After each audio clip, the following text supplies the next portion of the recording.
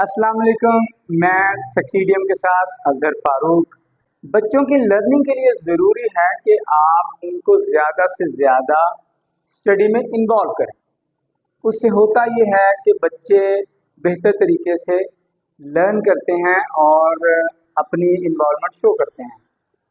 हमारी टीचर्स ने बच्चों को कलर नेम्स और उनकी आइडेंटिफिकेशन जो है उसके लिए एक एक्टिविटी की।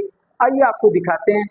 आप कोशिश कीजिए कि वैसा आप बच्चों के साथ घर में भी करें ताकि उनकी लर्निंग बहुत बेहतर हो सके। How are you? Now we are going to perform